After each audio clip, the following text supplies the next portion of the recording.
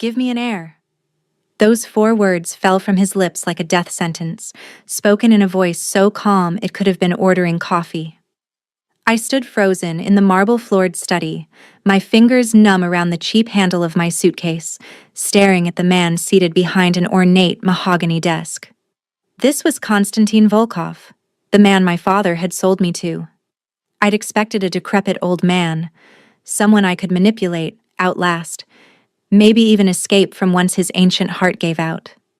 The file my father had shown me, poorly photocopied, years old, had depicted a silver-haired man in his 60s.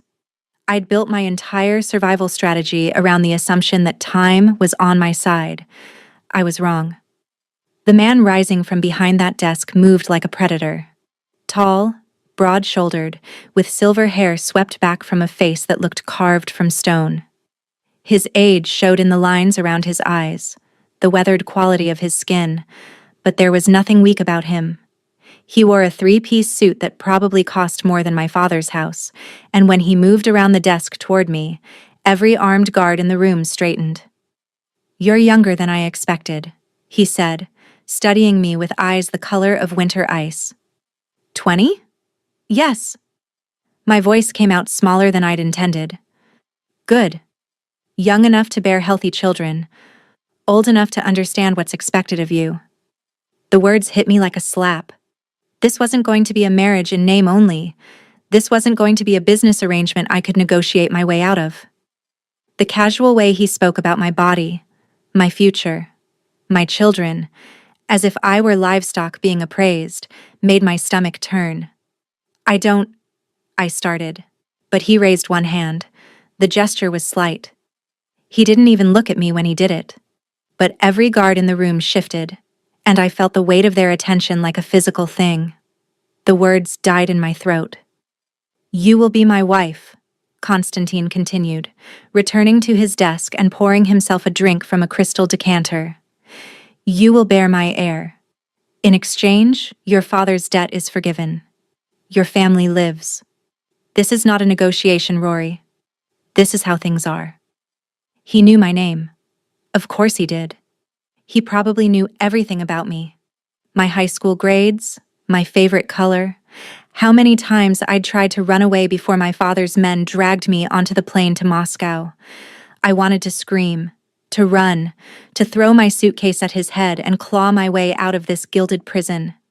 But I was 20 years old, 5,000 miles from home, in a country where I didn't speak the language, surrounded by men with guns who answered to the silver-haired monster calmly sipping his vodka.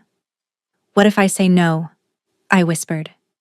Architected narrative tension and pacing for Mafia romance story. Good opening. I've established the shocking command immediately, her underestimation of him, expecting someone weak, the realization she's trapped, his cold dominance. The stakes now, I need to continue, building the tension and move into the arrival-transaction phase. I should aim for around 18,000, 22,000 words total. Let me continue with strong emotional beats and pacing. For the first time, he looked directly at me, really looked at me. Those ice-blue eyes traveled over my face with the same clinical assessment he might give a financial report. Then he smiled, a slight curve of his mouth that held no warmth whatsoever. "Then I kill your father," he said simply. "Then your mother. Then your sister. Then I find you, wherever you run, and I bring you back here anyway. The only difference is that you watch everyone you love die first. So I ask you, Rory Brennan, do you want to say no?" The floor seemed to tilt beneath my feet. My sister, Emily. She was 16. She'd cried when they'd taken me to the airport, begged our father not to do this. The image of her face swam before my eyes. "No," I breathed. "I don't want to say no." "Good." Konstantin set down his glass. "Yuri will show you to your room. We marry in 3 days. I suggest you use that time to adjust." He dismissed me with a wave of his hand, returning his attention to the papers on his desk as if I'd already ceased to exist. A guard, Yuri, apparently, gripped my arm and steered me toward the door. I looked back once. Konstantin hadn't moved, hadn't looked up, hadn't acknowledged my exit at all. He'd delivered his command and expected it to be obeyed. That was when the full weight of my situation crashed down on me. I was completely and utterly trapped. The room they gave me was bigger than my entire apartment back in Chicago. Floor-to-ceiling windows overlooked Moscow at night, the city sprawling beneath me like a galaxy of lights. The bed could have fit 4 people comfortably.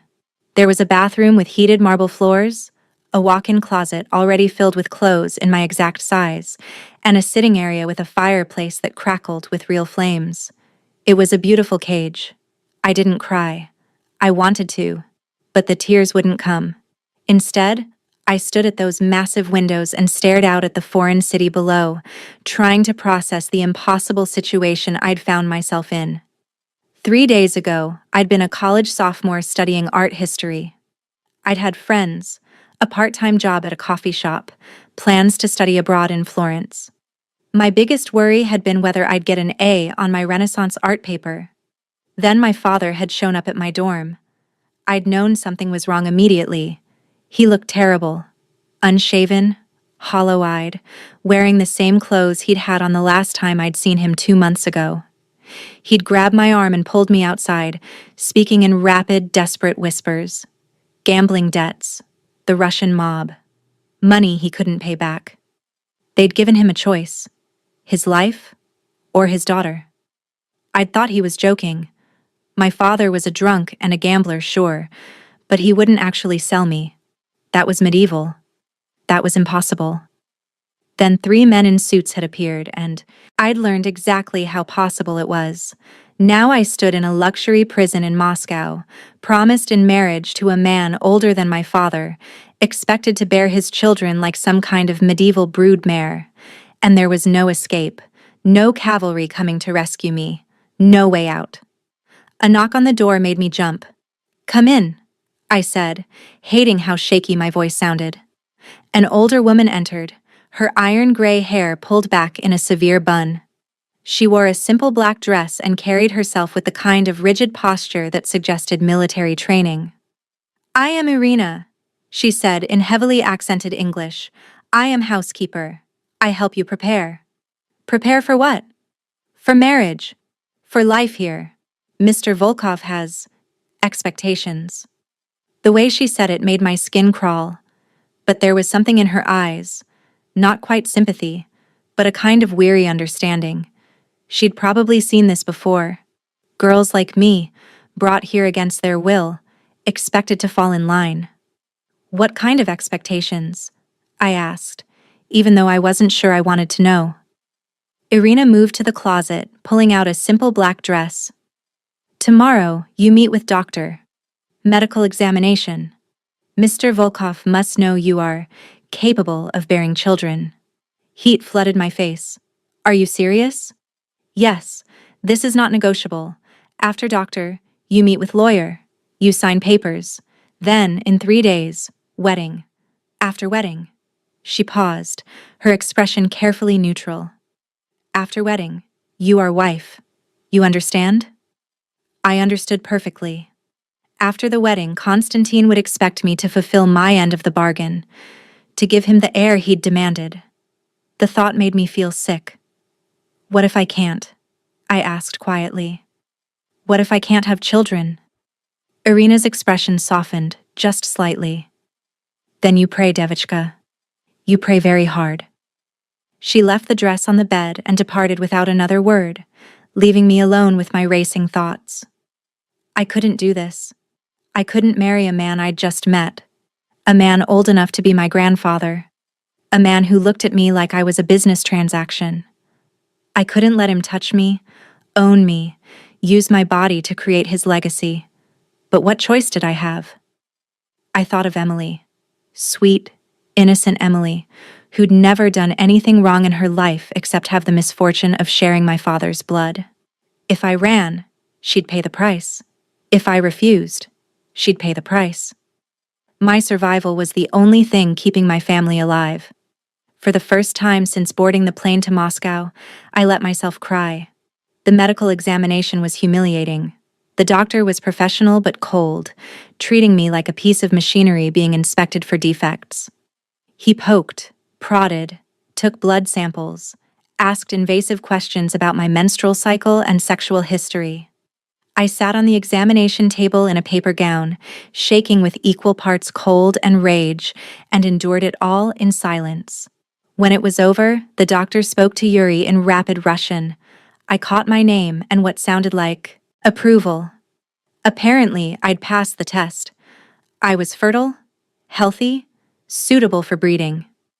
The thought made bile rise in my throat. The lawyer's office was in the same building, 3 floors up.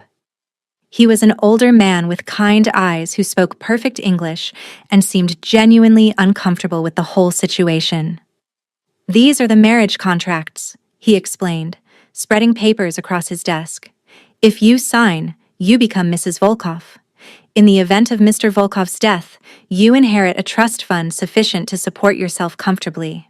However, if you produce an heir, the trust increases substantially. If you attempt to leave before producing an heir, you forfeit all rights and protections." "What kind of protections?" I asked. "Legal protections, financial protections, personal security." He hesitated. "Mr. Volkov has many enemies, Mrs. Brennan. As his wife, you will be a target, but you will also be untouchable. No one would dare harm you without risking Mr. Volkov's wrath." Great.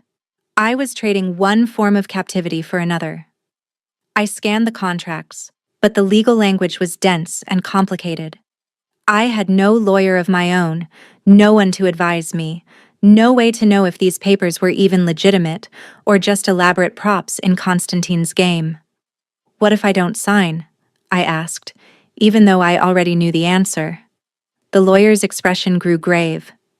"Then you and your family have a very short time left on this earth." "I'm sorry, Mrs. Brennan. I truly am. But Mr. Volkov is not a man who accepts refusal." I picked up the pen. My hand shook as I signed my name on line after line, legally binding myself to a monster. With each signature, I felt a piece of my freedom slip away. By the time I reached the final page, I felt hollowed out. Empty. "It's done," the lawyer said quietly. "The wedding is in 2 days. I hope you find some happiness in this arrangement." I didn't bother responding. There was no happiness to be found here. Only survival. I didn't see Constantine again until the wedding day.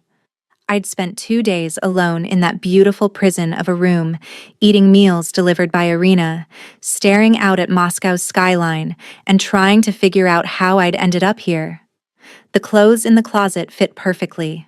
The bathroom was stocked with expensive toiletries and cosmetics. Everything had been chosen for me, prepared for me, decided without my input. On the morning of the wedding, Irina arrived with a team of stylists. They descended on me like a flock of birds, tugging at my hair, applying makeup with practiced efficiency, speaking to each other in rapid Russian that I couldn't understand. I sat in the chair and let them work, feeling like a doll being dressed up for display. The wedding dress was beautiful. I could admit that much. White silk that hugged my curves before flowing into a simple train. Long sleeves, a high neckline. It was elegant and modest and probably cost more than my father's gambling debts. When they finally let me look, in the mirror, I barely recognized myself. The girl staring back looked older, more sophisticated. Her dark hair had been styled in loose waves, her makeup subtle but perfect. She looked like she belonged in this world of wealth and power, but her eyes were terrified. "Beautiful," Irina said softly, standing behind me, "like princess." "Princesses don't get sold to pay off their father's debts," I muttered. She didn't argue. The wedding was held in a small chapel on Constantine's estate. I'd expected something grand, some massive display of wealth and power. Instead, it was intimate, just a handful of witnesses, including several stern-faced men in expensive suits who were probably Constantine's business associates. No flowers, no music, no celebration, just a legal binding that would change my life forever. Constantine was already waiting at the altar when I arrived. He wore a black suit, his silver hair immaculate, his expression unreadable. When I walked down the short aisle, he watched me with those ice-blue eyes, and I couldn't tell what he was thinking. The priest spoke in Russian. I didn't understand a word, but the ceremony was short and perfunctory. When it came time for the vows, Yuri translated in a low voice. Do you, Rory Brennan, take Konstantin Volkov to be your lawfully wedded husband? Every cell in my body screamed no.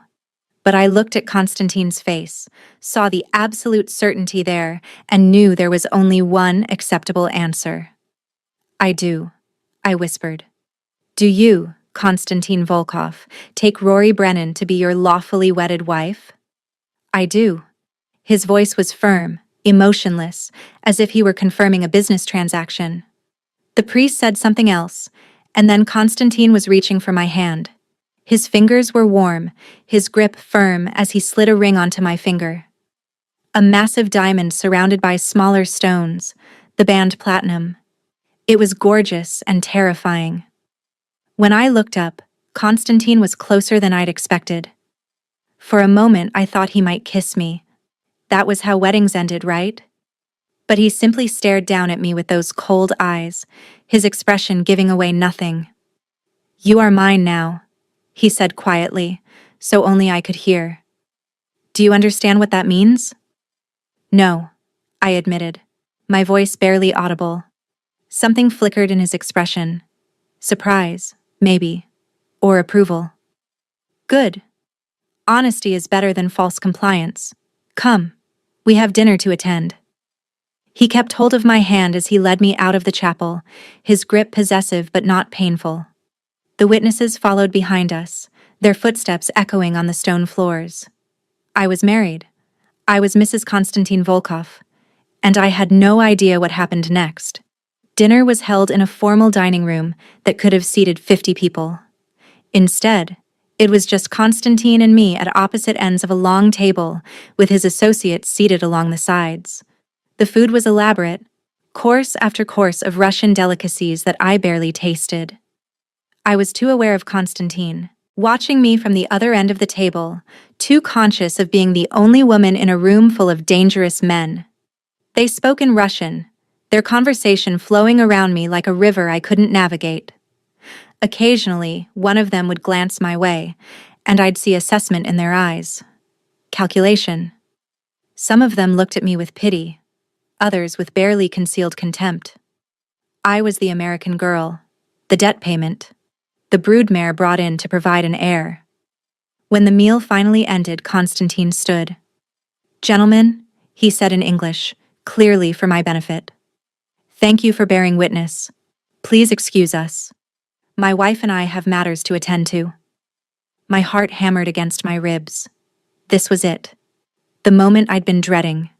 He was going to take me to his bedroom and expect me to fulfill my wifely duties, and there was nothing I could do to stop him. But instead of leading me upstairs, Konstantin guided me to his study, the same room where we'd first met. He closed the door behind us, shutting out the guards and associates, leaving us alone. Sit, he said, gesturing to a chair. I sat, my hands twisted together in my lap, the wedding dress pooling around me like a white flag of surrender. Konstantin moved to the window, hands clasped behind his back, looking out at the Moscow night. For a long moment, he said nothing, and the silence stretched between us like a physical thing. You're afraid of me, he finally said. It wasn't a question. Yes, I admitted. There was no point lying. Good. Fear will keep you from doing something stupid.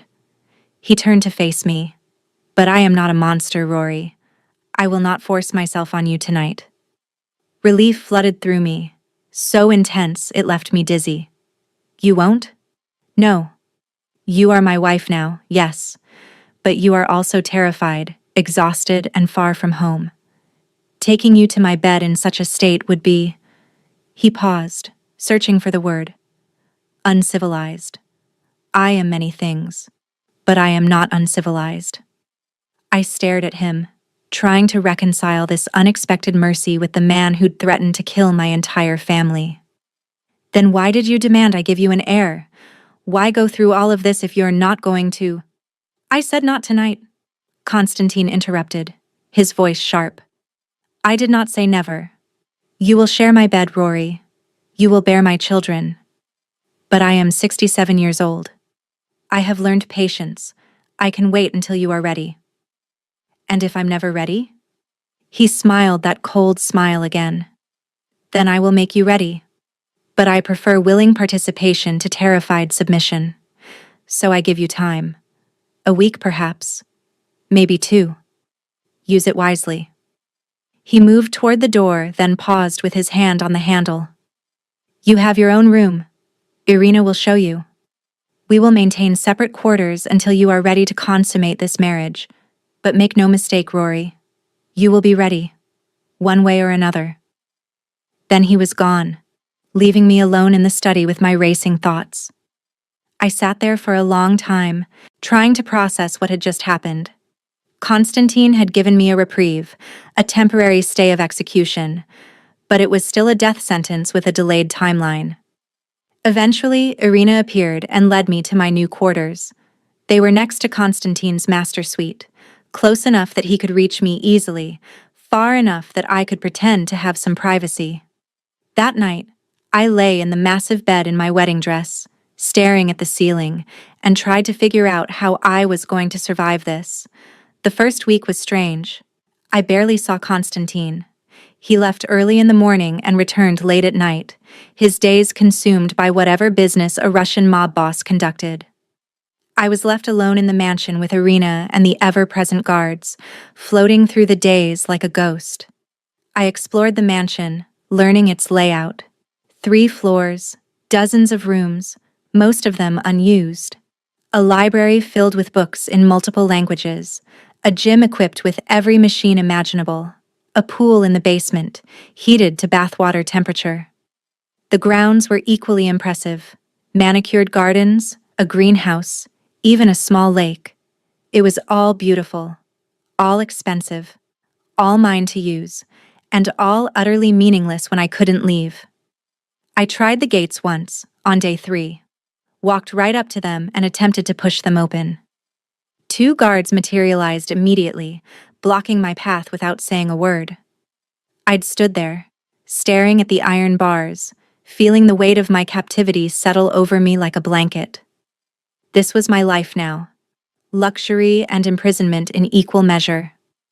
On day 7, Constantine summoned me to dinner. It was just the 2 of us this time, seated at a smaller table in a more intimate dining room. He'd shed his suit jacket, his shirt sleeves rolled up to reveal forearms marked with scars and tattoos. I tried not to stare at them, but I could see the edge of what looked like a serpent coiling up his right arm. You've been exploring, he said as the first course was served. Irina tells me you visited every room in the house.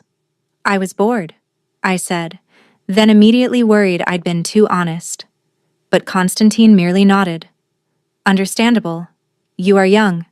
You are accustomed to freedom. This must be difficult.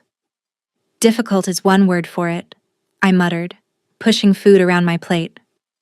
You could make it easier on yourself, he said calmly. Accept your situation. Embrace your role. Many women would be grateful for what you have. I looked up at him, anger flaring in my chest. Grateful? You bought me. You're keeping me prisoner.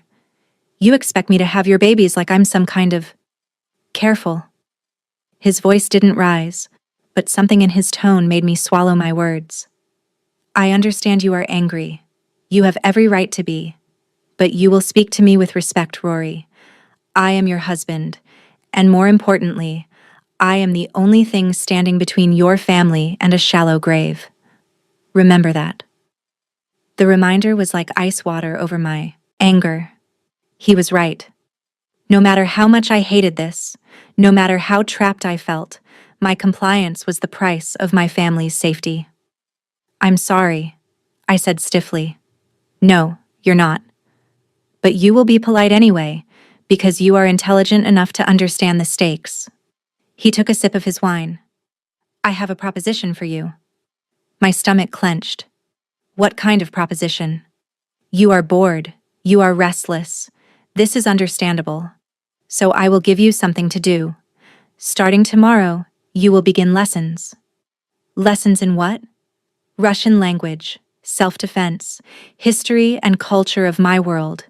You are my wife now. You must be able to navigate this life with competence. Ignorance will make you vulnerable, and I cannot have a vulnerable wife. I stared at him. You're going to teach me to fight? No. I will have experts teach you to fight. I will ensure you learn to speak Russian fluently. I will give you the tools to survive in this world. What you choose to do with those tools is up to you.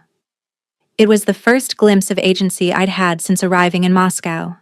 The first suggestion that I might have some control over my own life, even in these circumstances. Why? I asked. Why give me these skills? Konstantin leaned back in his chair, studying me with those pale eyes. Because a fearful, ignorant wife is useless to me. Because I need a partner, not a pet. And because... He paused, something unreadable crossing his face. Because you remind me of someone. Someone who would have wanted better for you than to be a cowering prisoner in a golden cage. Who? That is not a story for tonight. He stood, signaling the end of dinner. Your first lesson begins at 9 tomorrow morning. I suggest you sleep well. He left me there, my mind spinning with questions. But for the first time since my arrival, I felt something other than fear and despair. I felt curious. My Russian tutor was a severe woman named Svetlana, who had no patience for mistakes and less sympathy for my situation. Again, she barked when I mispronounced a word. The tongue must be at the roof of mouth. Like this. Zdravstvuyte. Stra. Oh, forget it. I muttered, slumping in my chair. No forgetting. You learn or you fail. Mr. Volkov does not accept failure. I gritted my teeth and tried again. And again. And again. Until my tongue felt twisted and my head ached with new vocabulary. Svetlana was merciless, drilling me for 3 hours straight before finally releasing me. My self-defense instructor was the opposite, patient, encouraging, and surprisingly kind. His name was Alexei, and he was built like a tank. Mrs. Volkov, he greeted me with a slight bow. I am honored to teach you. You don't have to call me that, I said, uncomfortable with the title. But you are Mrs. Volkov, wife of most powerful man in Moscow. This means something, yes?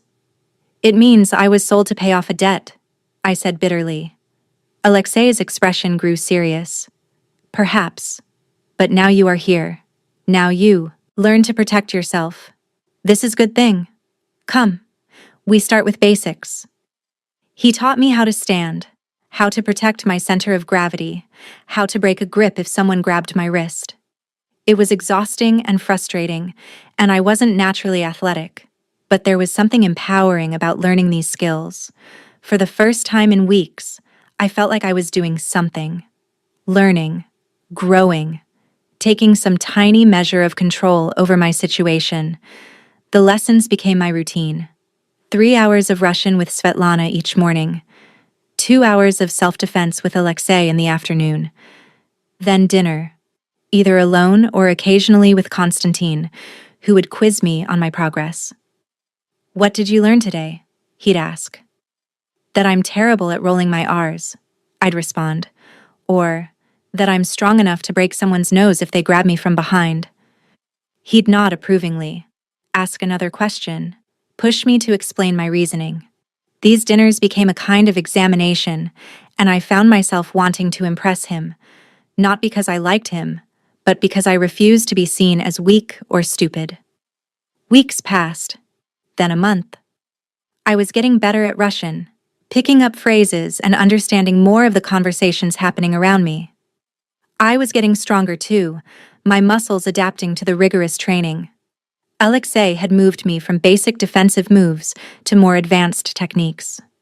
You are a natural fighter, he told me one afternoon, after I'd successfully disarmed him in a drill.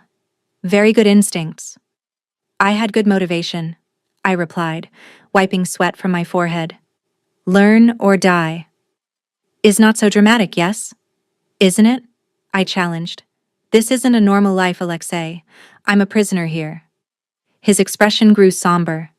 Perhaps. But prisoner who grows stronger is better than prisoner who stays weak. You understand? I did understand. These lessons were Constantine's way of molding me into something useful, but they were also giving me tools I could use, knowledge I could leverage. If I ever found a way to escape, these skills might be the difference between success and failure. Not that escape seemed possible. The guards were always present. The gates were always locked. And even if I made it out, where would I go? I had no money, no documents, barely spoke the language, and running would mean condemning my family to death. I was trapped by invisible chains far stronger than any physical lock. 2 months after the wedding, Constantine invited me to accompany him to a formal event. It's a charity gala, he explained over dinner. Important people will be there, politicians, businessmen, members of high society. You will attend as my wife. My stomach clenched.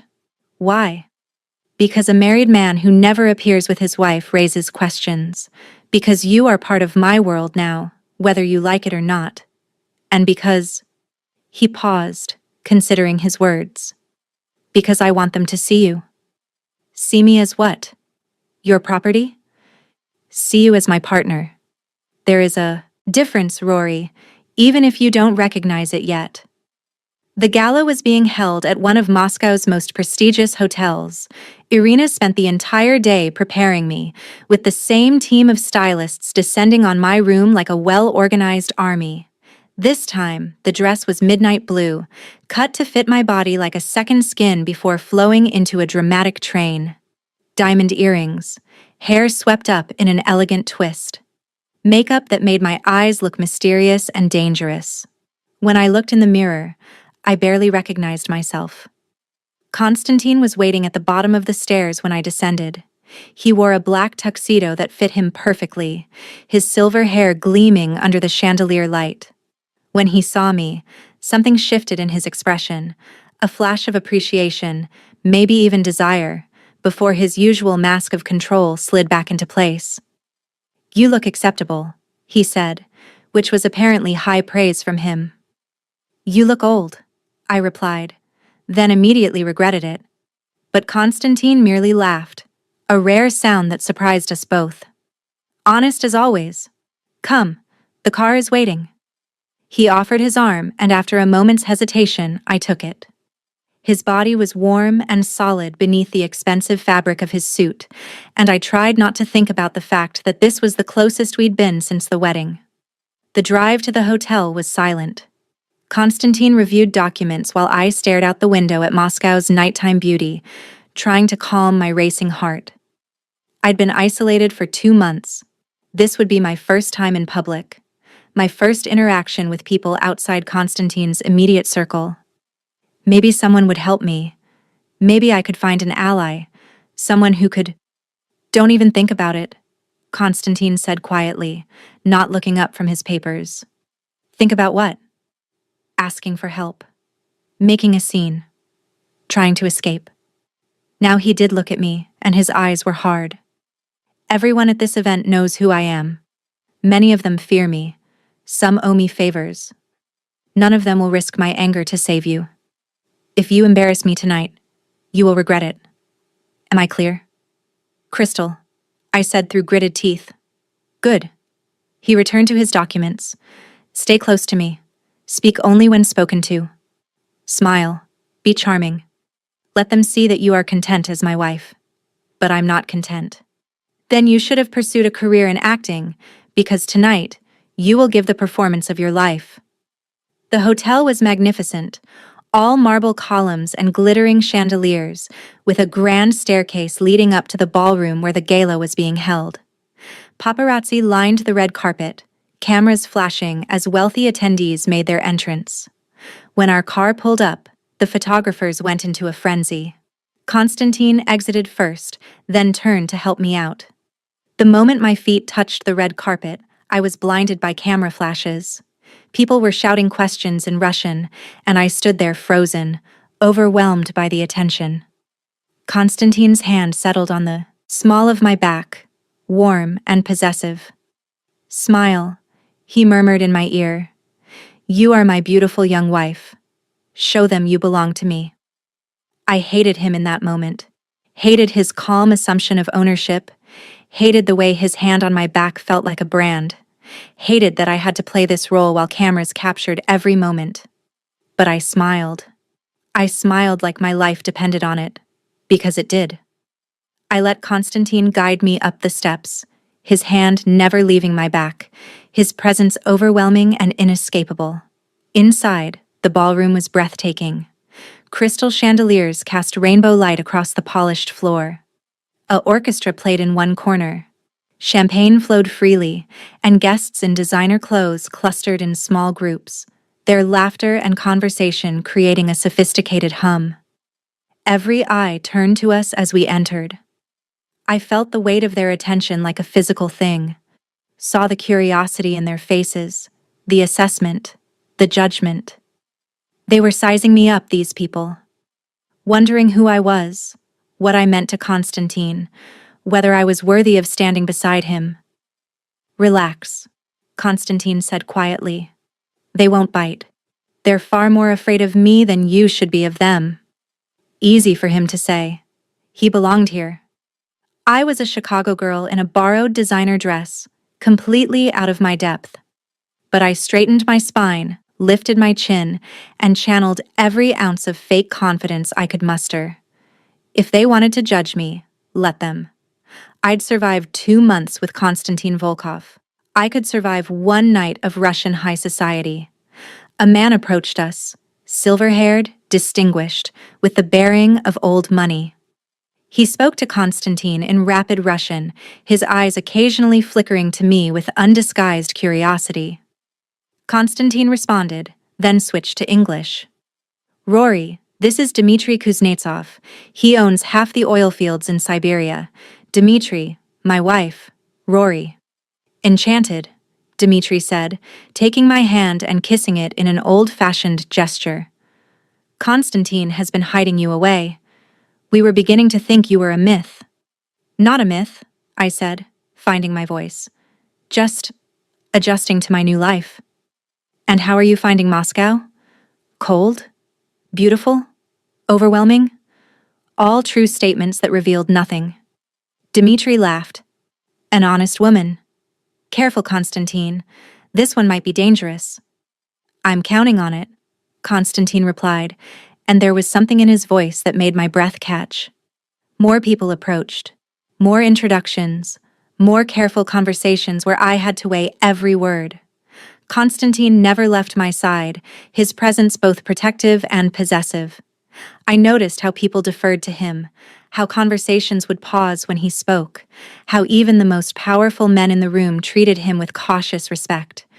This was his world, and I was expected to navigate it without drowning.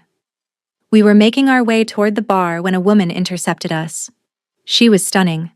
Tall, blonde, impeccably dressed in a red gown that looked painted on. She addressed Konstantin in Russian, her voice sharp, almost accusatory. I caught my name in the rapid flow of words, and the tone was distinctly hostile. Konstantin's expression darkened. He responded in Russian, his voice cold enough to freeze fire. The woman turned to me, switching to accented English. "So you are the American girl, the child he bought to give him babies." The cruelty in her voice was unmistakable. This wasn't curiosity. It was an attack. "I'm his wife," I said, keeping my voice steady despite my racing heart. "His wife?" She laughed, the sound cutting.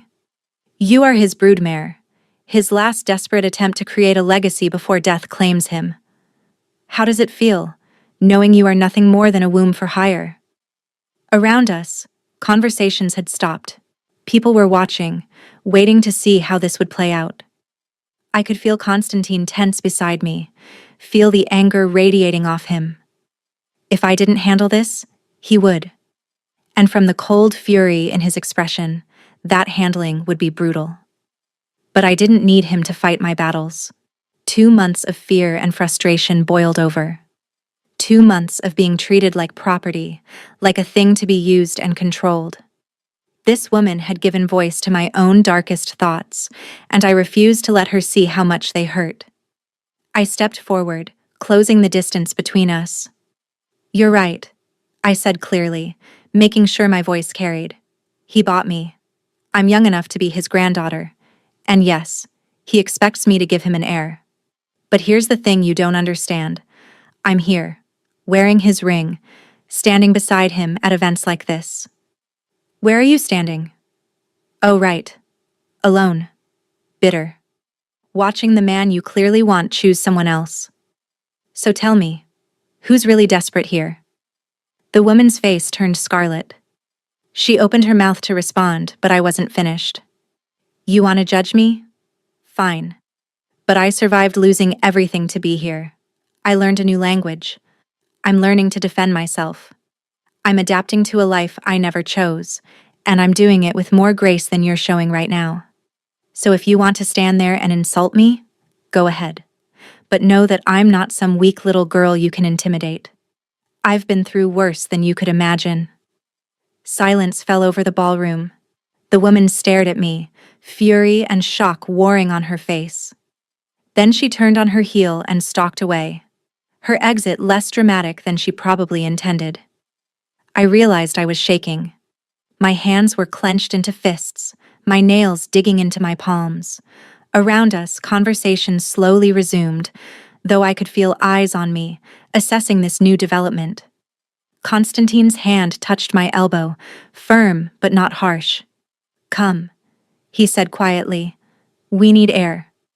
He guided me through the crowd, out onto a balcony overlooking Moscow's glittering skyline. The cold air hit my overheated skin like a slap, but I welcomed it. I braced my hands on the railing, trying to slow my racing heart. "That was incredibly stupid," Konstantin said from behind me. "I know. That woman is Katya Volkov, my late brother's widow. She has powerful connections and a very long memory. I don't care. You should care. She will make you an enemy now." I turned to face him. "She was already my enemy, Konstantin. Everyone in there is either my enemy or someone who doesn't care enough to be anything. I'm alone in this. So forgive me for finally standing up for myself." He studied me for a long moment, his expression unreadable. Then, to my surprise, he smiled. Not his usual cold smile, but something warmer, almost proud.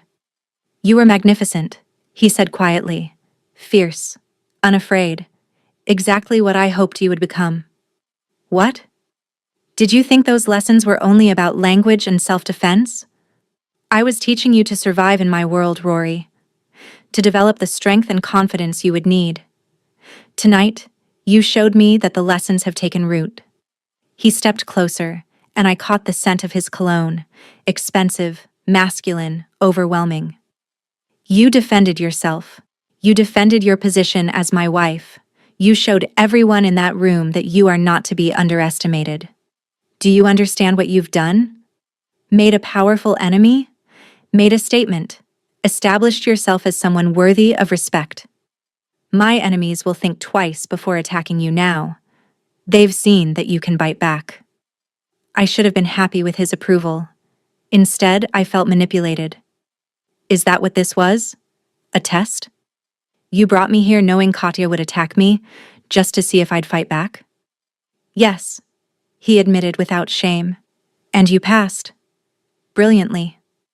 Anger flared in my chest. "I'm not your project, Konstantin. I'm not some experiment for you to shape and mold. I'm a person."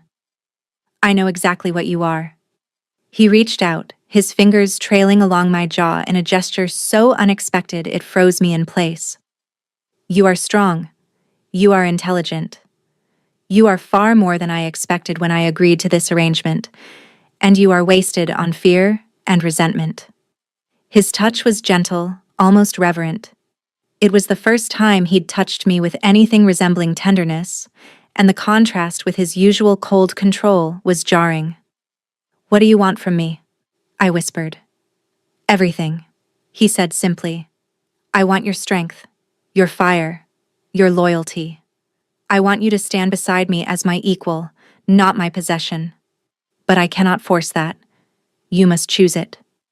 And if I don't? Then we will exist in this strange limbo forever. Married but separate. Connected but distant. Is that what you want, Rory? I didn't know what I wanted. 2 months ago, I'd wanted to escape, to run as far from this man as possible. But something had changed. The lessons, the challenges, the slow building of competence and confidence, they'd changed me in ways I was only beginning to understand. I didn't love Constantine. I probably never would. But I was beginning to respect him. And more dangerously, I was beginning to want his respect in return. I don't know, I admitted. Then take your time. Figure it out. But know this. He cupped my face in both hands, forcing me to meet his eyes. I have waited 67 years to find someone worthy of carrying my legacy. I can wait a little longer for you to accept your place at my side. He released me and stepped back, the moment of intimacy broken. Come, we should return before people talk. But as we walked back into the ballroom, I couldn't shake the feeling that something fundamental had shifted between us. The balance of power was still heavily in his favor, but I was no longer completely powerless. And that terrified me almost as much as it thrilled me. The weeks following the gala were different. Constantine began including me in more aspects of his life, not the violent criminal parts. I was shielded from that. But the business dinners, the charity events, the social obligations that came with his position. I was presented as his wife, and slowly, grudgingly, Moscow's elite began to accept me. The lessons continued. I was nearly fluent in Russian now, able to follow conversations and respond without Svetlana's constant corrections. My self-defense training had advanced to weapons, how to handle a knife, how to shoot a gun, how to use everyday objects as improvised weapons. Why am I learning all this? I asked Alexei one afternoon, after he'd taught me how to turn a pen into a lethal weapon. Because Mr. Volkov's wife must be able to protect herself, he replied. His enemies are numerous. You are target now. Better to be prepared, yes? I supposed he was right. But part of me wondered if Constantine was preparing me for something specific.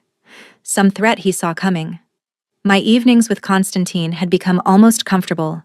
We'd dine together, discuss my progress, debate current events and philosophy. He was wickedly intelligent, well-read, able to argue any position with devastating logic. Our conversations challenged me in ways my college classes never had. You disagree with me, he'd say with amusement when I'd counter one of his points. Good. Blind agreement is boring. Defend your position. And I would, marshalling arguments, pushing back against his worldview. Sometimes he'd concede a point.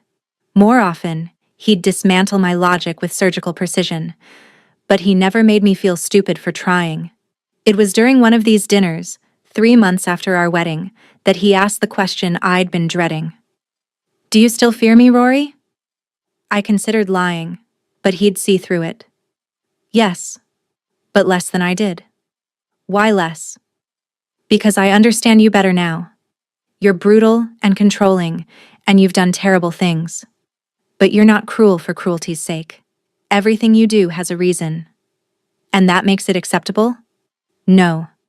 But it makes it predictable. I can work with predictable. He smiled. You've grown cynical. I'm not sure if I should be proud or concerned. Both, probably. The conversation lapsed into comfortable silence as we ate. Then Constantine set down his fork and looked at me with an intensity that made my breath catch. I would like to move forward with our arrangement, he said carefully. I have been patient. I have given you time to adjust. But I am not getting younger, Rory, and I need an heir. My stomach dropped.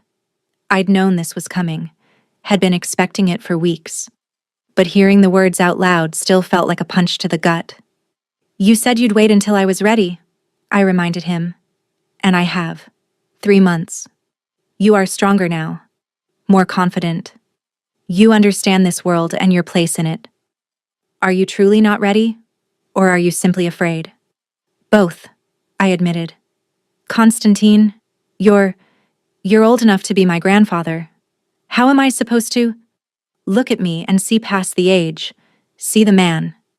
He stood, moving around the table to stand before me. I am not the decrepit old man you expected, am I? He wasn't. Despite his 67 years, Constantine was vital, powerful, imposing. The silver in his hair only made him look more distinguished. The lines on his face spoke of experience, wisdom, survival. His body, though aged, was still strong from decades of training and discipline. No, I whispered. You're not. Then why do you resist? Is it truly my age? Or is it that you haven't given yourself permission to want this? His hand cupped my cheek, thumb brushing over my bottom lip. The gesture was possessive but gentle, and I felt my body respond despite my mind's protests. I don't want this, I said, but my voice lacked conviction. Liar. His other hand settled on my waist, pulling me to my feet. You want structure. You want purpose. You want someone strong enough to match you, to challenge you, to demand your best. I see it in the way you approach your lessons, the way you argued with Katya, the way you push yourself to excel at everything I ask of you. He was too close, too warm, too overwhelming. I should have pushed him away, should have maintained the distance we'd carefully constructed. But my hands went to his chest instead, feeling the solid muscle beneath his shirt. This is insane, I breathed. Perhaps. But sanity is overrated. He leaned down, his lips brushing against my ear. I could take what I want. You are my wife. I have every legal right. But I want you willing. I want you to choose this. Choose me. Why does it matter if I'm willing? Because I have taken many things in my life, Rory. Power, money, lives. But I have never taken a woman who didn't want me. I will not start now. The confession was unexpected, vulnerable. It showed me a side of Constantine I hadn't seen before, a man with his own code, his own twisted sense of honor.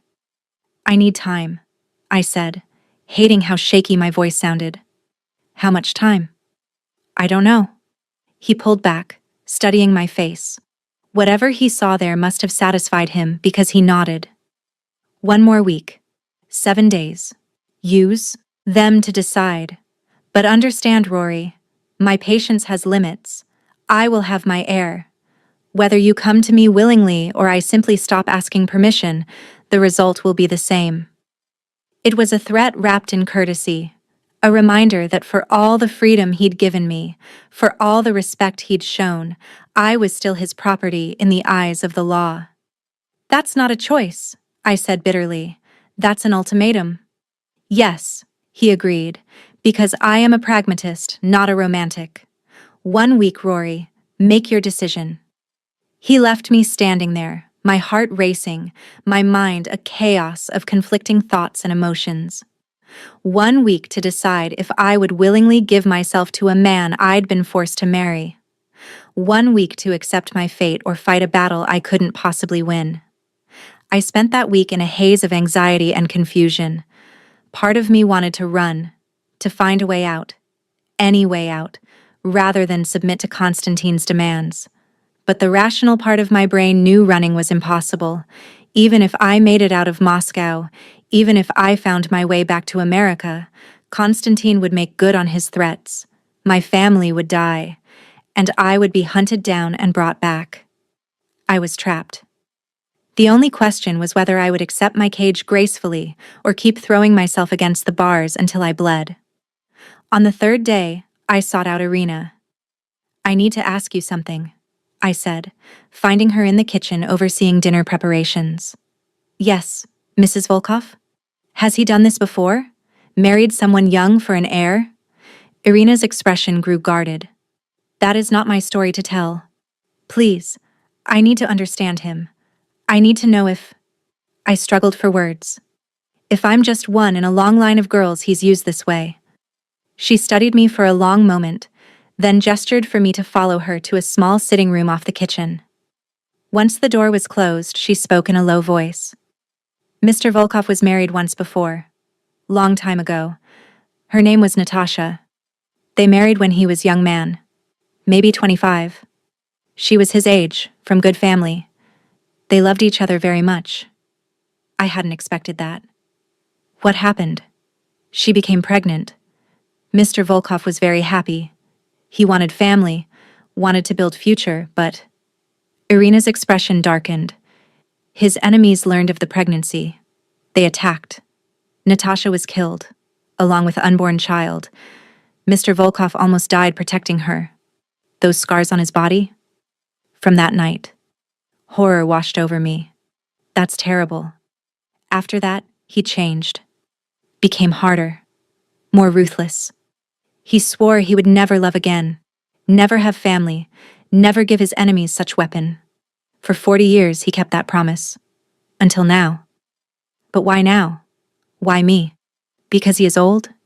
Because he sees his empire, everything he has built, and knows it will die with him.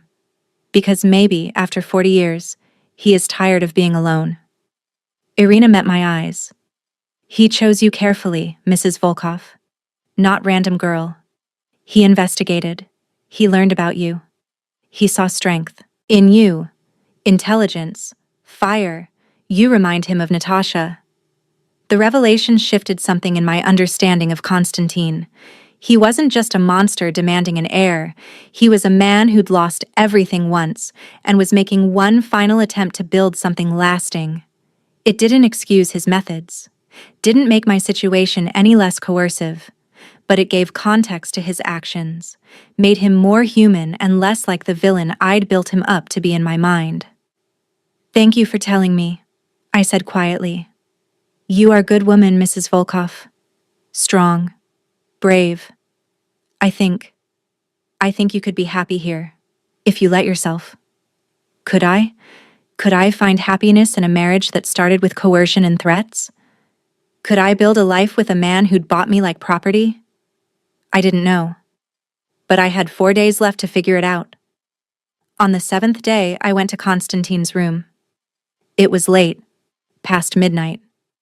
I'd spent hours pacing my own quarters, arguing with myself, until finally, the exhaustion of indecision drove me to action. I knocked on his door, my heart hammering so hard I thought it might burst from my chest. Come, his voice called from inside. I opened the door and stepped into his domain. His bedroom was masculine and austere, dark wood furniture, minimal decoration, everything precise and controlled. Constantine sat in a leather chair by the window, a glass of vodka in one hand, a book in the other. He wore black silk pajama bottoms and nothing else, and for the first time, I saw the full extent of the scars Irina had mentioned. They covered his torso, thin white lines, thick raised tissue, the puckered evidence of bullet wounds. His tattoos wove between them, a serpent coiling up his right arm, Cyrillic text across his chest, other symbols I didn't recognize. It was a map of violence, a testament to survival. He looked up when I entered, his expression carefully neutral. Rory, I've made my decision, I said, proud that my voice didn't shake. And? I closed the door behind me, took a breath, made my choice. I'm here, aren't I? Something flickered in his eyes. Relief, maybe, or hunger. He set down his book and his glass, his attention now fully on me. Are you sure? He asked, and I heard the weight of the question. He was giving me one final out, one last chance to walk away. No, I admitted. I'm terrified. I'm angry. I still think this whole situation is insane, but... I moved closer, forcing myself to maintain eye contact. But I'm tired of fighting a battle I can't win. I'm tired of being afraid. And maybe there's a way forward that doesn't involve me hating every moment of my life. That's not exactly a ringing endorsement, he said dryly. It's the truth. I thought that's what you wanted from me. Honesty? I do. He stood, and I had to tilt my head back to maintain eye contact. Up close, his presence was overwhelming. But I need to know you understand what you're consenting to. I will not be gentle, Rory. I will not pretend this is a love match. What I offer you is partnership, protection, and purpose. In exchange, I expect loyalty, heirs, and your full commitment to this life. Is that acceptable? It was the most clinical negotiation of intimacy I could imagine, but it was also honest, clear, free of false promises and romantic delusions. It's acceptable, I said. He reached out, his hand curling around the back of my neck. Then understand this. Once we cross this line, there is no going back. You will be mine in every sense of the word. Your body, your future, your children. All mine. Do you accept these terms? Every instinct screamed at me to run, but I'd learned in the past 3 months that sometimes the only way forward was through. I accept, I whispered. He pulled me against him, and his mouth found mine. The kiss was nothing like I'd expected. It wasn't brutal or punishing. It was controlled, thorough, devastating. He kissed me like he had all the time in the world, like he wanted to learn every inch of my mouth, like he was laying claim to something he'd waited a lifetime to possess. When he finally pulled back, we were both breathing hard. Last chance to walk away, he murmured against my lips. No, I said, and I was surprised to find I meant it. No more walking away. He lifted me as easily as if I weighed nothing, carrying me to his bed. And as he laid me down on the dark sheets, as his hands began to explore my body with the same methodical thoroughness he brought to everything, I realized that I'd stopped thinking of him as the enemy. I didn't love him, but I didn't hate him either. What I felt was more complex, a mixture of respect, fear, fascination, and something darker I didn't want to name. As his body covered mine, as he took what I'd offered with a hunger that left me breathless, I understood that this was my life now. I was Konstantin Volkov's wife, and I would bear his heir. The thought should have terrified me. Instead, as pleasure began to build in places I'd never known existed, as his voice murmured praise and commands in Russian against my skin, I felt something unexpected. Power. He'd bought me, trapped me, forced me into this situation. But in this moment, as he lost control in my arms, as I felt the evidence of his need and desire, I realized I wasn't entirely powerless anymore. I'd found the weapon I could use against him, and I fully intended to learn how to wield it. The morning after was awkward.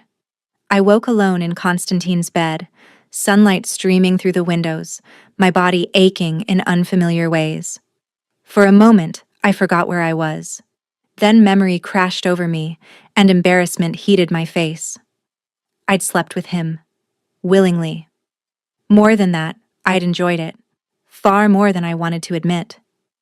A knock on the door made me grab the sheet, pulling it up to cover myself. Yes? Irina entered, carrying a tray with breakfast. Her expression was carefully neutral as she set it on the bedside table. Mr. Volkov asked me to bring you this. He has business this morning, but will see you at dinner. Of course. Life went on. One night didn't change the fundamental nature of our arrangement. Thank you, Irina. She paused at the door. Mrs. Volkov, are you well? The genuine concern in her voice brought unexpected tears to my eyes. I don't know. Am I supposed to be? That is for you to decide. But... She hesitated, then spoke carefully. Mr. Volkov seems different this morning. Lighter somehow. I think perhaps last night was important to him too. After she left, I ate breakfast slowly, trying to process my feelings. I'd crossed a line I could never uncross. I'd given Konstantin what he wanted, and in doing so, I'd bound myself to him in a way that went beyond legal contracts and threats. The question was, what came next? The answer came 3 weeks later.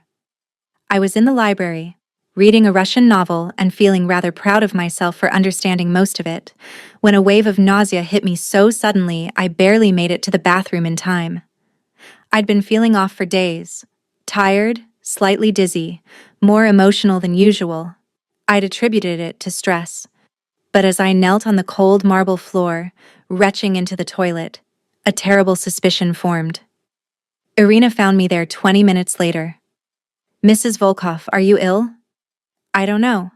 I think I might need to see a doctor." She helped me back to my room, her expression knowing. "I will call Dr. Petrov immediately."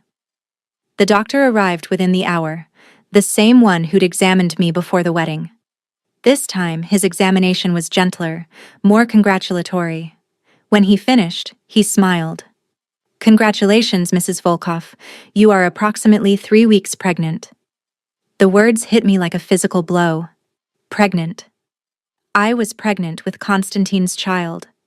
I'd known it was possible. Probable even. But hearing it confirmed made it terrifyingly real. "Are you certain?" I whispered. "Very certain. The blood test confirms it. You should take it easy for the next few weeks. No strenuous exercise. Plenty of rest. I will monitor you closely." After he left, I sat on my bed in stunned silence. There was a life growing inside me. Konstantine's heir.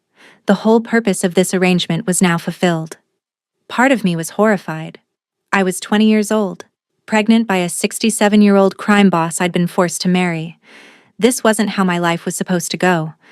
But another part of me, a part I barely recognized, felt something else. A strange sense of accomplishment. Purpose. I'd done what was required of me. I'd secured my family's safety. And more than that, this child was mine too. Not just Konstantine's. Mine. The thought was both terrifying and oddly comforting. When Konstantine came home that evening, I was waiting for him in his study.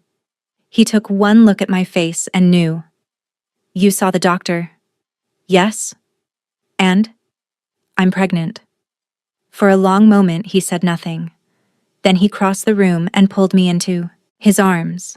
A gesture so unexpected it left me breathless. "Thank you," he said quietly, his voice rougher than usual. "Thank you, Rory." I stood there, held against his chest, feeling his heartbeat beneath my cheek, and realized something had fundamentally shifted. This wasn't just about contracts and obligations anymore. This was real. The child growing inside me was real. And Konstantine's reaction, the raw emotion I could feel in his embrace, that was real too. "I'm scared," I admitted. "I know. But you are strong.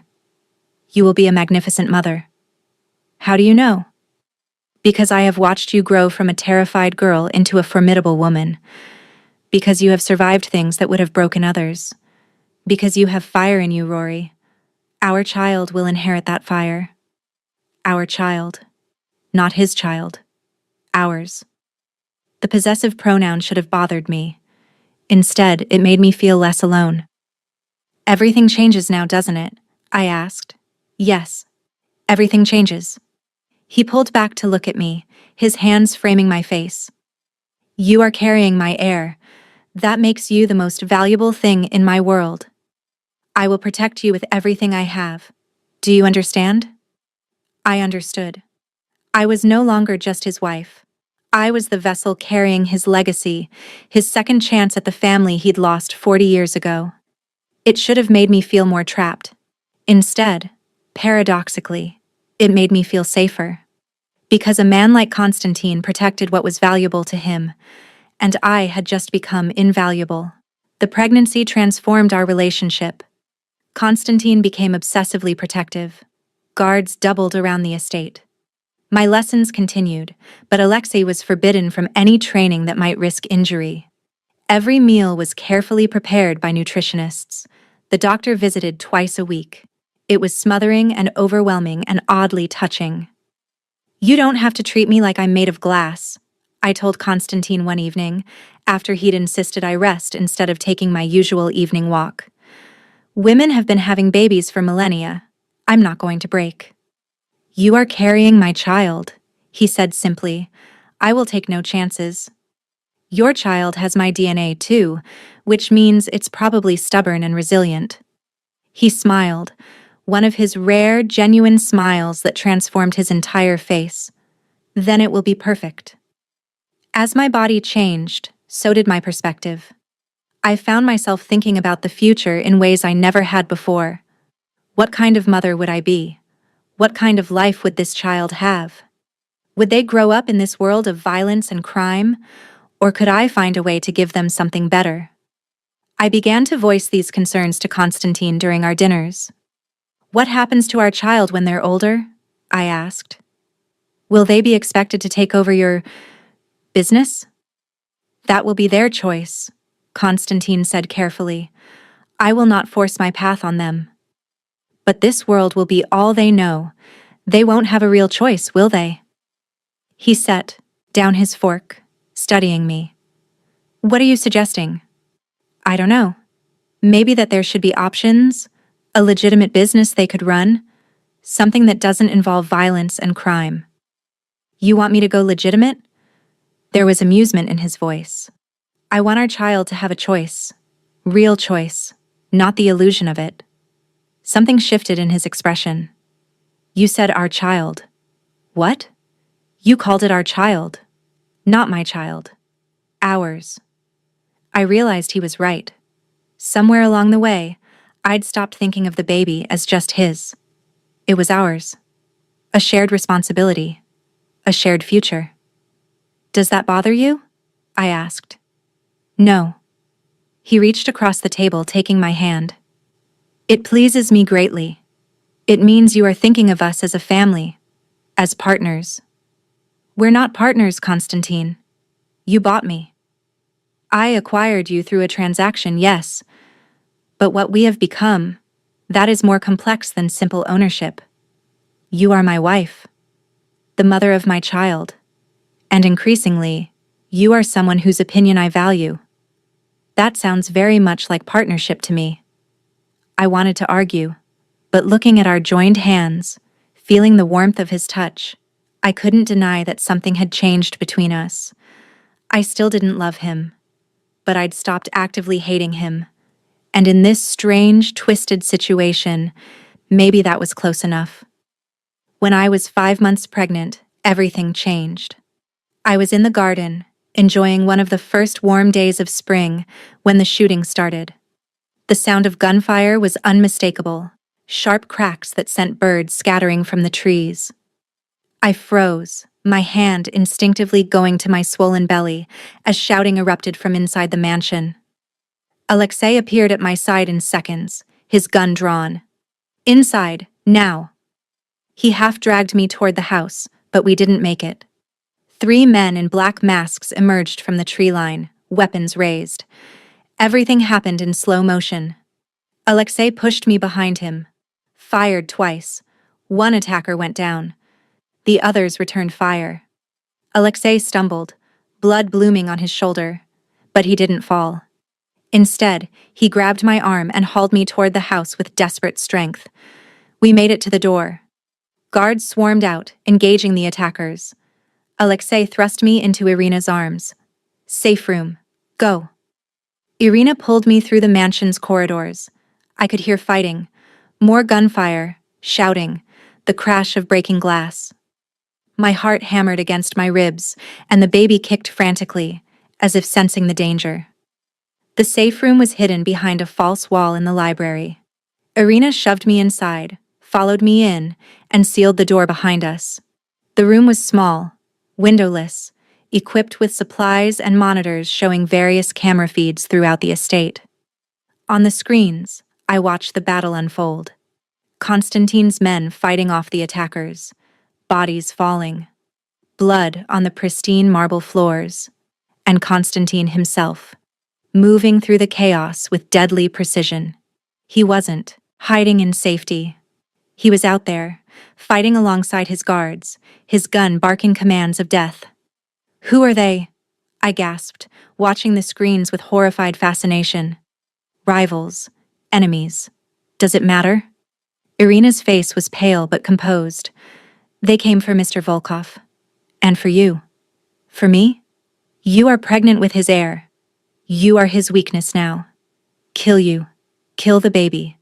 And they destroy him. The reality of my situation crashed over me with new clarity.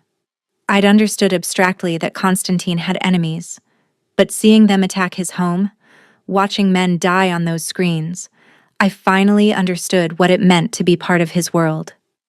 My child would grow up in this, would always be a target, would never be truly safe. The fighting lasted 20 minutes. Then silence fell, broken only by the groans of the wounded. On the screens, I watched Constantine walk through his house, checking each fallen attacker. When he found one still alive, he knelt beside him and spoke. I couldn't hear the conversation, but I saw the fear in the wounded man's eyes. Then Constantine stood and shot him in the head. I turned away, bile rising in my throat. Irina's hand squeezed my shoulder. "He protects what is his," she said quietly. "This is who he is." When Constantine finally came for us, his clothes were splattered with blood. He opened the safe room door and his eyes found me immediately. "Rory, are you hurt?" "No. The baby. Is the baby? The baby's fine, kicking like crazy, but fine." The relief on his face was profound. He pulled me out of the safe room and into his arms, holding me so tightly I could barely breathe. "I'm sorry," he said against my hair. "I'm so sorry. This should not have happened." "Who were they?" "Dmitry Kuznetsov's men. The man you met at the gala. He saw an opportunity to take my territory, so he attacked while I was vulnerable." "Vulnerable?" Constantine pulled back, his hands framing my face. "Yes, vulnerable. Because I care more about keeping you safe than I do about my business empire." Dmitry knew that. He tried to use it against me. "What will you do?" What I should have done years ago. End the threat permanently. The cold certainty in his voice sent chills down my spine. This was the Constantine I'd imagined when I first arrived. Ruthless, calculating, capable of terrible violence. But as his hands moved protectively over my belly, as I saw the fear slowly fading from his eyes, I realized something important. He'd been terrified. Not for himself, for me, for our child. This violent, dangerous man cared about us, genuinely cared. Enough to risk everything to keep us safe. The revelation shifted something fundamental in my chest. The aftermath of the attack was brutal. Constantine disappeared for 3 days. I didn't ask where he went or what he did. But when he returned, Irina quietly informed me that Dmitry Kuznetsov and his entire organization had been removed from the equation. The mansion was repaired. New guards were hired. Security was tripled. And Constantine changed. He'd always been controlled, but now he was different. Softer with me, more present. He began coming home earlier, spending evenings talking about the baby's future. He showed me properties he was considering purchasing, a villa in Italy, a chateau in France, places far from Moscow, far from the violence. "I want options," he explained. "When the baby comes, I want you to be able to choose where you feel safest, where you want to raise our child." "You're giving me choices?" I asked, surprised. "Yes. Real choices. Not the illusion of them." He was listening. Actually listening to the concerns I'd voiced. One evening, when I was 7 months pregnant and uncomfortable in every possible way, Constantine found me in the library. I'd been trying to read, but the baby was using my bladder as a punching bag and I couldn't concentrate. He sat beside me, reaching out to rest his hand on my swollen belly. The baby kicked against his palm and his face lit up with wonder. "Strong," he murmured. "Like the mother." "Your child is going to be a soccer player," I grumbled. "I haven't slept through the night in weeks." "I'm sorry," he said, and he actually sounded it. "Is there anything I can do?" "Turn back time and give me my old life back?" I suggested wryly. Instead of getting defensive, he was quiet for a moment. Then, "Do you regret it? This life, this child?" I thought about lying. But we'd built something on honesty, and I wouldn't destroy it now.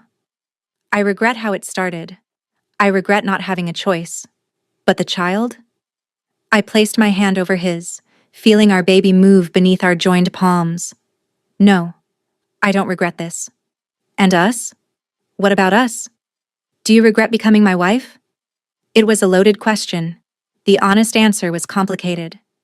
Ask me in a year, I said instead, when I've had more time to adjust. He smiled. Fair enough. But know this, Rory. I do not regret it. You have given me something I thought was lost forever. Hope. Purpose. A reason to build instead of simply destroy. I haven't done anything, I protested. You've done everything. His hand moved from my belly to my face, gentle despite the calluses. You survived. You adapted. You grew strong when you could have broken. You are carrying my child and making me think about the future in ways I never have before. That is not nothing. The sincerity in his voice made my throat tight. This man, this complicated, violent, dangerous man, cared about me. Not just as a vessel for his heir, but as a person. When had that happened? When had I started to matter to him? More importantly, when had he started to matter to me? Constantine, I said quietly. What are we doing? Really? Building a family, building a life, building something that lasts. In a world of violence and crime? I'm working on that. He pulled out a folder I hadn't noticed, handed it to me. I've been meeting with lawyers, setting up legitimate businesses, museums, art galleries, real estate development. Things our child can inherit without fear. Things that don't require violence to maintain. I stared at the documents in shock. You're serious. I told you I value your opinion. You wanted our child to have choices. I'm creating them. This must be costing you, politically, among your associates. Let them complain. They are not carrying my heir. You are. And what you want matters more than their approval. It was the closest he'd come to saying he cared about my happiness, and it shook me to my core. I wasn't supposed to develop feelings for this man. He'd bought me, forced me into this marriage. I should hate him. But I didn't. Somewhere along the way, through the lessons and the dinners and the slow building of trust, I'd stopped seeing him as just my captor. I'd started seeing him as my partner. I went into labor 3 weeks early on a cold November night. Constantine was in a meeting when it happened. Irina called him immediately, and he arrived home 20 minutes later to find me pacing the bedroom, breathing through contractions. Hospital, he barked at his guards. Now. No. I grabbed his arm. Too dangerous. The doctor is on his way here. I want to deliver at home. Rory, that's not... Your enemies know every hospital in Moscow. They don't know about your private medical wing. I'm safer here. He wanted to argue. I could see it in his face. But he also recognized the logic. Fine. But if anything goes wrong, then you panic and take me to the hospital. But until then, we do this here. Dr. Petrov arrived with a full medical team. They'd converted one of the bedrooms into a sterile delivery room weeks ago, just in case. As another contraction hit, Constantine helped me toward it. Labor was brutal. 14 hours of agony that left me sweating and swearing and questioning every choice that had led to this moment. Constantine stayed with me the entire time. He held my hand, endured my screams and insults, let me squeeze his fingers until I thought they'd break. When I was too exhausted to continue, he whispered encouragement in Russian, words I'd learned well enough to understand. You are strong. You are magnificent. You can do this. Finally, as dawn broke over Moscow, I pushed one last time, and our daughter entered the world. The cry that filled the room was the most beautiful sound I'd ever heard. Dr. Petrov cleaned her quickly, checked her vitals, then placed her in my arms. She was tiny. Perfect. Her eyes were tightly closed, her face scrunched up in outrage at being forced from her warm cocoon. A shock of dark hair crowned her head. A girl, I breathed, unable to look away from her. Constantine stood frozen, staring at his daughter with an expression I'd never seen on his face before. wonder, fear. Love so profound it was almost painful to witness. "May I?" he asked quietly. I handed her over, watched as he cradled her against his chest with surprising gentleness. His daughter looked impossibly small in his large, scarred hands. "Hello, little one," he murmured in Russian. "I have waited a lifetime to meet you." Watching them together, this violent man and this innocent child, broke something open in my chest. This was real. We were a family now. Whatever had started as coercion and contracts had transformed into something genuine. "What should we name her?" I asked. Konstantin looked up, tears shining in his eyes. "Natasha, after my first wife, if you approve." I should have been jealous, should have resented being compared to a dead woman. But I understood what he was offering. He was honoring the past while building a future, connecting the family he'd lost with the family we'd created. "Natasha is perfect," I agreed. Our daughter, Natasha Volkova, yawned and settled more comfortably against her father's chest. And Konstantin Volkov, one of the most feared men in Russia, smiled like the sun breaking through clouds. The first few weeks with Natasha were chaos. She was a terrible sleeper, crying every 2 hours without fail. I was exhausted, emotional, overwhelmed by the reality of being responsible for this tiny human. But Konstantin surprised me.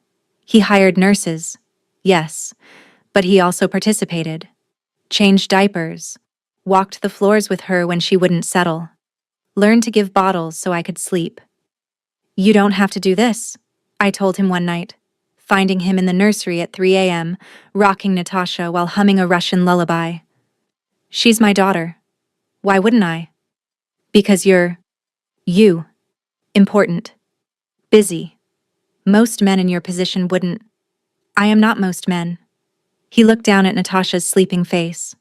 "I lost one child already. I will not waste a single moment with this one." The confession made my heart ache. This man who'd seemed so cold and calculating was capable of profound love. I just hadn't seen it until now. As weeks turned to months, I watched Konstantin transform. His business associates complained about his increased absences. His enemies probably plotted, sensing weakness. But he didn't care.